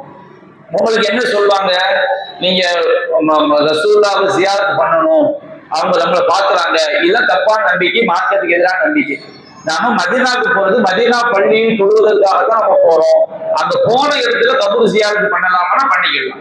கபூர் ஜியாரத் எப்படி பண்றது, கபூர் ஜியாரத்தின் போது பொது மையவாடிக்கு போனோம், எப்படி கபூர் ஜியாரத் பண்ணணும், அதுதான் ரசூலுல்லாஹ்வுடைய கபூர், அபூபக்கர் சித்திக், உமர் அவங்க அடங்கப்பட்ட அந்த கபருக்கு போய் அவங்களுக்கான துவா செய்யறது. அஸ்ஸலாமு அலைக்கும் யா தார கௌமில் முஃமினீன் இன்னா இன்ஷா அல்லாஹு பிக்கும் லாஹிகூன் நஸலுல்லாஹ லனா வ லகுமுல் ஆஃபியா. கபூர் வாசிகள் உங்கள் மீது அல்லாஹ்வுடைய சாந்தி உண்டாகட்டும். அல்லாஹ் நாடினால் நாங்கள் விரைவில் உங்களை சந்திக்க இருக்கிறோம். உங்களுக்கு எங்களுக்கு அல்லாஹ் என்ன செய்யறோம், பாவ மன்னிப்பு தேடுறோம். நபிகள் நாயகம் அல்லாஹ்வுடைய தூதர், அல்லாஹ்வுடைய தூதரே மௌத்தாயிட்டாங்க. அப்ப நம்மளும் ஒரு நாளைக்கு மௌத்தாக போறோம் அப்படிங்கிற எண்ணம். நீங்கள் கபூர்களை ஜியாரத் செய்யுங்கள், அது உங்களுக்கு மறுமை சிந்தனை ஏற்படுத்தும். இந்த உலகத்துடைய அந்த உலக பற்றை குறைக்கக்கூடிய மரணத்தை நினைவு கூறுங்கள் அதிகார சொல்லியிருக்கிறாங்க. அந்த நோக்கத்துக்கு தான் நம்ம கபூர், அந்த ரசூலுல்லாஹ் கபூருக்கு போகணுமே தவிர அது மதீனா பள்ளிக்கு போவது ஒரு அம்சமோ, கபூர் ஜியாரத் என்பது ஹஜ்ஜினுடைய அம்சமோ கிடையாது. அங்க போய் கபூர்ல போய் கையேந்தி சஜிதா பண்ணி பல தப்பான காரியங்கள் செய்யற மாதிரி செஞ்சு நம்ம அமர்தாமனை செஞ்சு விடக்கூடாது, அழித்து விடக்கூடாது. அப்போ நாம மதீனா பள்ளிக்கு போறது நன்மையை நாடி போறோம். நபியா நாயகம் சொல்லியிருக்கிறாங்க, மாபைன பைத்தி மிம்பரி ரௌதத்துல் ரியாதுல் ஜன்னah. ரசூல்லா உரையாற்றிய மின்பருக்கும் ரசூல்லாவுடைய வீட்டுக்கும் இடைப்பட்ட பகுதி வந்து சொர்க்கத்துடைய பூங்கான்னு சொல்லியிருக்கிறாங்க. இப்படி சொன்னாங்களே தவிர அந்த இடத்துல தொடர்ந்தும் ரசூலா செய்ய சொல்லல். அப்போ அதுக்கு பல கருத்துக்கு அந்த ஹதீஸ் சரியான ஹதீஸ். அந்த விளக்கம் ஏராளமான விளக்கங்கள் சொல்லப்படுது. அந்த இடத்த மறுமையில் அல்லாஹ் சொர்க்கத்துக்கு வைத்திடுவான். நபிகள் நாயகம் நம்ம சொர்க்கத்துக்கு போகக்கூடிய அறிவுரைகள் அந்த இடத்துல இருந்து சொன்னாங்க. அதனால சொர்க்கத்தின் பூங்கான்னு சொல்லப்படுது. பல விளக்கங்கள் சொல்லப்படுது. நம்ம அதை ரவுதான் நம்புறோம். ஆனால் அந்த இடத்துல போய் தொழுவதற்கு முண்டியடிக்க வேண்டியது அவசியம் இல்லை. மதீனா பள்ளியில எங்க தொழுதாலும் ஒரே நன்மை தான். அந்த இடத்துல தொழுகிற வாய்ப்பு கிடைக்க தொழுதுகள் எல்லாமே தவிர அங்கு தொழுதா கூடுதல் நன்மை, அதற்காக போட்டி போட வேண்டியதோ முண்டியடிக்க வேண்டியதோ எதுவுமே கிடையாது. அந்த இடத்துக்கு உள்ள ஹதீஸை நம்ம என்ன செய்யறோம், நாம நம்பிக்கை கொள்கிறோம். இந்த அடிப்படை நம்முடைய பயணங்களை நம்ம என்ன செய்யணும், அமைத்துக் கொள்ள வேண்டும். இது உங்களுக்கு சின்ன சின்ன சந்தேகங்கள் உங்களுக்கு என்ன செய்யலாம், ஏற்படலாம். என்ன சந்தேகம் சொன்னோம்னா, இப்போ ஜம்ராவில் கல்லெறியறதுல ஒரு ஆளுக்கு முடியாம போயிடுச்சு, இவர் சார்பா இன்னொரு ஆள் எரியலாமான்னு கேட்டா எரிஞ்சுக்கலாம். ஏன்னா ஹஜ்ஜையே ஒருவர் செய்ய முடியாவிட்டா இன்னொருவர் செய்யலாம் போது நமக்கு நாம எரிஞ்ச பிறகு இன்னொருவருக்கு என்ன செஞ்சுக்கலாம், எரிந்து கொள்ளலாம். ஆனால் நம்ம யாருக்காண்டி எரிகிறோமோ அவர் உண்மையிலேயே முடியாம இருக்கும். அந்த குறிப்பிட்ட நாளில் குறிப்பிட்ட நேரத்துல அந்த வணக்கத்தை செய்ய முடியாதவராக ஒரு உண்மையில இருக்கும். சோம்பேறிக்காக எப்ப நீ எனக்காண்டி போய் இருந்துட்டு வந்துடு இப்படி சொன்னோம்னா அது வந்து ஹஜ்ஜுடைய நன்மை என்ன செஞ்சிடும், அழிச்சிடும். அந்த வணக்கம் என்ன செய்யக்கூடாது, ஏற்றுக்கொள்ளப்படாது. அப்போ உண்மையிலே ஒரு ஆளு அந்த கல்லெறிய வேண்டிய நாள்ல நோய்வாய்ப்பட்டாரு, வந்து எரிய முடியல.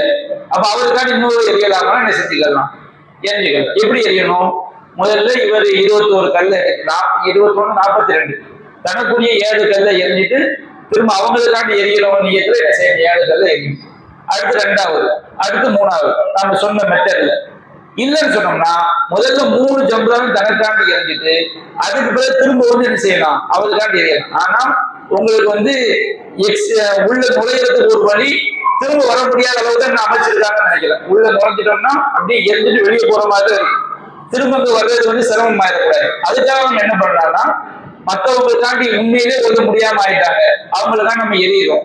எரியும் போது முதல்ல நமக்குள்ள 7 கல்லு, அடுத்து அவங்களுக்காண்டி எரியிறோம் நெய்யத்துல 7 கல், அடுத்து 2வது ஜவம் நமக்குள்ள 7, அடுத்து அவங்களுக்காண்டி 7. எப்படி செஞ்சுக்கலாம், நாம எரிந்து கொள்ளலாம். இதுல உங்களுக்கு ஒரு சில ஏதாவது கேள்விகள் இருந்தா செய்யுங்க, சொல்லுங்க, நம்ம நிகழ்ச்சி என்ன செஞ்சுக்கலாம், இதோட முடிச்சுக்கலாம்.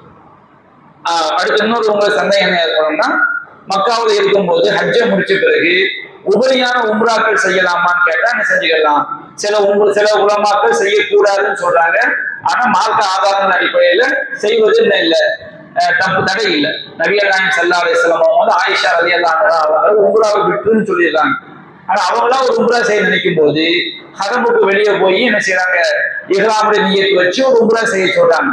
அப்ப அந்த மாதிரி நாம வந்து ஹஜ்ஜு முடிச்ச பிறகு, ஹஜ்ஜு எல்லாம் முடிச்ச பிறகு நீங்க ஹரமுக்கு வெளியே போய் இஹ்ராமுடைய நியத்து வச்சு உம்ரா செய்யறது என்ன செஞ்சுக்கலாம். அது மார்க்கத்துல வந்து அதற்கு தடை இல்லை. நம்ம என்ன செஞ்சுக்கலாம், உம்ராவை நிறைவேற்றிக் கொள்ளலாம். என்ன கேட்பாங்க, எனக்கு வந்து ஹஜ்ஜில முடிய மடிச்சுட்டேன், அப்ப நான் எப்படி முடிய மடிக்கிறேன், முடி இல்லாட்ட மடிக்க வேண்டிய அவசியம் இல்லை. இருந்தா என்ன செஞ்சுக்கணும், கொஞ்சம் மடிச்சதை மடிச்சுக்கணும்.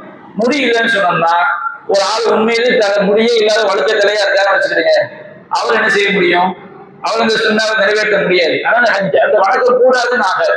அப்ப அதனால வந்து திரும்ப நீங்க உம்ரா செய்யும் போது அந்த உம்ராக்கு வந்து இஹ்ராமுடைய எல்லை ஹரமுக்கு வெளியே என்ன செய்யறது, போய் எவ்வளவு தூரம் போறோமோ. நிறைய பேர் ஆயிஷா பள்ளிம்பாங்க. ஆயிஷா பள்ளிங்கிறது ஹரமுக்கு வெளியே என்ன செய்யுது இருக்குது.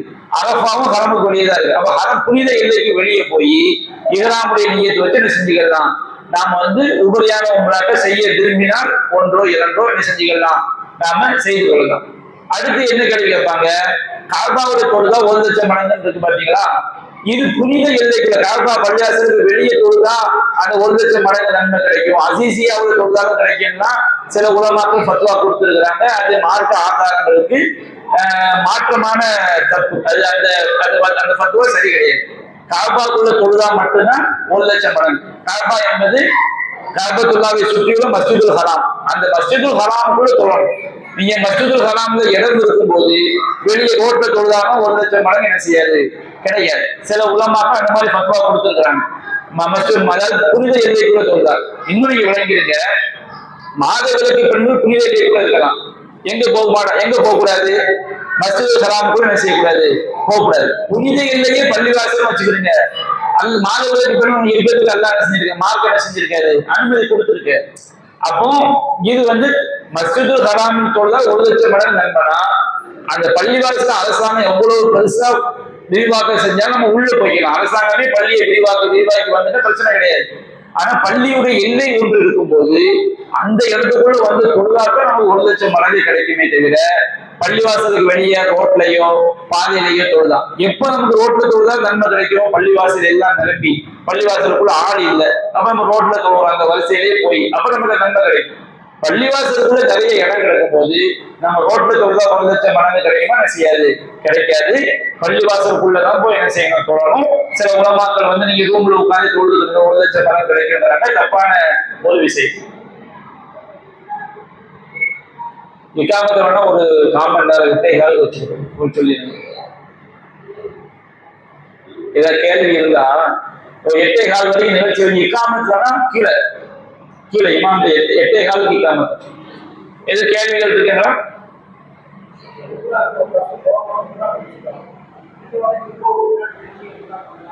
அதெல்லாம் அதாவது அவங்க என்ன கேட்கறாங்கன்னா, ஹஜ்ஜுக்காண்டி நீங்க மற்ற காலங்கள்ல உம்ராவுக்கு போனீங்க வச்சுக்கிறீங்க, உங்க உம்ராவை முடிச்சுட்டு நீங்க உம்ரா ஹரம வழியை போய் செஞ்சுக்கலாம். ஹஜ்ஜுக்காண்டி நீங்க போகும்போது உம்ராவை முடிச்சிட்டோம்னா அதுக்கடுத்து என்னதுதான் ஹஜ்ஜை முடிச்சப்பறம் நீங்க உபரியா என்ன செஞ்சுக்கலாம். அப்படி செய்யறாங்க. அது நபிகள் நாயகம் செஞ்சு காட்டிய முறைக்கு மாற்றமானது. ஏன்னா ரசூலுல்லாஹ் ஹஜ்ஜுக்காக உள்ள உம்ராவுக்கு ஹஜ்ஜுக்குள்ள எங்கே நுழைஞ்சிடறோம், மீகாத்துல இருந்து நம்ம ஹஜ்ஜுக்குள்ள நுழைஞ்சிட்டோம். ஒரு உம்ரா தான், அதுக்கு பதிலாக என்னது ஹஜ்ஜு. அதுக்குள்ள நம்ம மற்ற உம்ராக்கள் என்ன செய்யக்கூடாது, நுழைக்கக்கூடாது. ஹஜ்ஜு முடிச்சப்பறம் என்ன செஞ்சுக்கலாம். தவாஃப் எவ்வளவு நாள் செஞ்சுக்கலாம். நீங்க இஹ்ராம்ல விடுபட்டீங்கன்னா தவாஃப் எவ்வளவு நாள் என்ன செஞ்சுக்கலாம். ஹஜ்ஜுக்கு அந்த இடைப்பட்ட காலத்திலையும் சரி, ஹஜ்ஜை முடிச்ச தவாஃப் எவ்வளவு நாள் செஞ்சுக்கலாம். உம்ரா உபரியா செய்யறதால ஹஜ்ஜை முடிச்ச போல செஞ்சுக்கிறீங்க.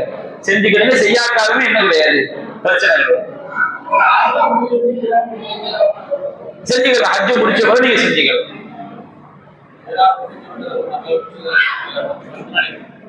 செஞ்சுக்கலாம். ஏன்னா இஹ்ராம்ல இருக்கும்போது நகை வெட்ட தர.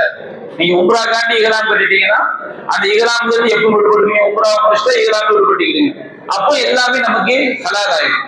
திரும்ப நம்ம இஹ்ராமுக்கு எப்பதான் நுழைய போறோம், பிறை எட்டுல. அதுக்கு பிறகு நம்ம இஹ்ராம்ல விடுபடுறது செய்யக்கூடாது. இடைப்பட்ட காலங்கள்ல எல்லாமே நமக்கு என்ன செஞ்சிடும், பிறை 8 வரைக்கும் நமக்கு எல்லாமே நமக்கு அனுமதி. இஹ்ராமின் போது தடுக்கப்பட்ட எல்லாமே நமக்கு அனுமதி.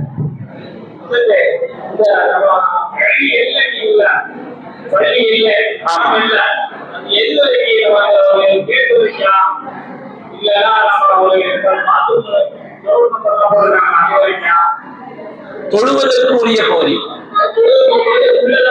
அது உள்ளதும் போகணும். நிரம்பி வந்துச்சுன்னா ஓகே. அதான் சொன்ன. இப்ப நம்ம பள்ளியாசத்தை வச்சுருங்க, இது பள்ளி என்பது இது முடியதான் பள்ளி. அங்க பாத்ரூம் இருக்குல்ல,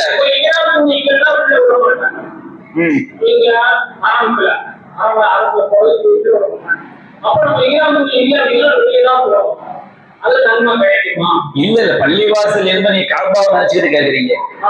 அது காபாவை சுற்றி உள்ள பெரிய எல்லாமே மஸ்ஜிதுல் ஹராம். இது காபா, அதை சுற்றி உள்ள பள்ளி எல்லாமே மஸ்ஜிதுல் ஹராம். அது உள்ளதோட 1,00,000 மடங்கு நன்மை கிடைக்கும். நீ காபா வளாகத்துல இல்ல, அதுவும் மஸ்ஜிதுல் ஹராம். அதை சுற்றி உள்ள எல்லா பள்ளியுமே என்னதான் மஸ்ஜிதுல் ஹராம். சரி சொல்லுங்க.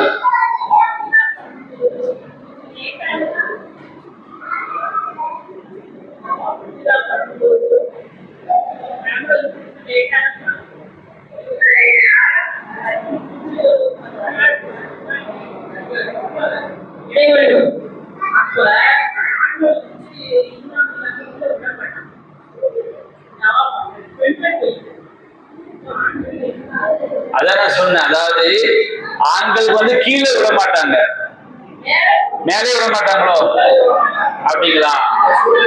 அதாவது நான் அதை சொன்னேன். அல்லாஹ் குர்ஆன்ல சொல்றான், அத்தியுல்லாஹ் வ அத்தியுர் ரசூல் வ உலுல் அம்ரி மின்கும். அல்லாஹ் கட்டுப்படுங்க, அல்லாஹ்வுடைய தூதர்கள் கட்டுப்படுங்க, ஆட்சியாளர் கட்டுப்படுங்க. அப்ப அவங்க ஏன் அந்த சிஸ்டத்தை கொண்டு வர்றாங்கன்னா, நம்மள மாதிரி 30 லட்சம் மக்கள் இருக்கிறாங்க.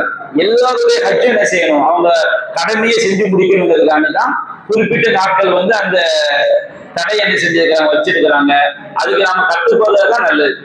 நீங்க வந்து எஹ்ராம் ட்ரெஸ் கொடுத்துட்டு ஒரு ஆள் செய்யறாரு, அவருக்கு என்ன சட்டம்ன்றது எனக்கு தெரியாது, அது கூடுமா கூடாதாங்கிறது. ஆனால் அரசாங்கம் சொல்வதற்கு இஸ்லாமிய அரசாங்கத்தை கட்டுப்படணும் யாருடைய உத்தரவு, அல்லாஹ்வுடைய உத்தரவு. அப்ப அப்படி உத்தரவா இருக்கும் போது அவங்க எதுக்கு அந்த உத்தரவு, நியாயமான காரணத்துக்கு இன்னமும் காலத்துக்கு மாறும் நன்மையான விஷயங்களை கட்டுப்படணுங்கிறாங்க. நம்மள மாதிரி நிறைய பேர் வந்திருக்கிறாங்க. அந்த சிக்கல நம்ம இருந்தா நமக்கு அது சிரமமா இருக்குமா இல்லையா? அப்ப அந்த மக்களுடைய கடமைகள் முழுமையா முடியுங்கிறதுக்கான தடை. நாம அதை செஞ்சிட்டோம்னா நமக்கு வந்து அரசாங்கத்துடைய நியாயமான மக்கள் கட்டுப்படுவது நல்லது. எஹ்ராம் ட்ரெஸ் கொடுத்துட்டு போய் நீங்க செஞ்சீங்கன்னா அதை பத்தி நான் ஒண்ணும் சொல்லல, அதை பத்தி நான் வந்து கூடும் கூடாது அப்படின்னு சொல்லி எனக்கு வந்து சஞ்சலமா இருக்குது.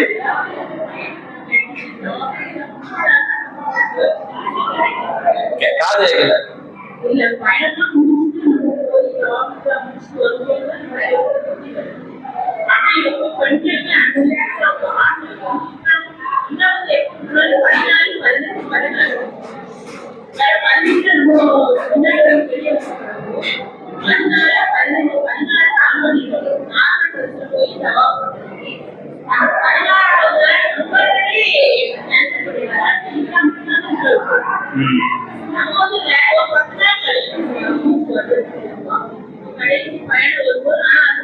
அதான் நீங்க வந்து தவாஃப் எந்த இடமும் செய்யலாம்.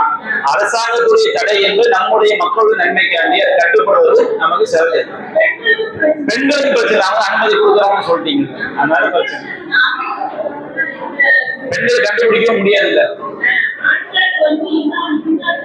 சரி சரி சரி, ஒவ்வொரு ஆளா கேளுங்க.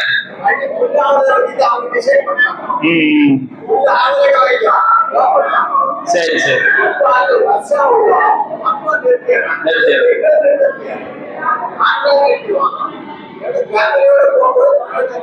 சரி, ஓகே இன்ஷா அல்லாஹ். எதுவும் தேவையான கேள்விகள் இருக்குங்களா? முடிச்சுக்கிடுவோம். உங்களுக்கு கேள்வி கேட்டால் தனிப்பட்ட முறையில் கேட்டுக்கிடுங்க. எப்படின்னா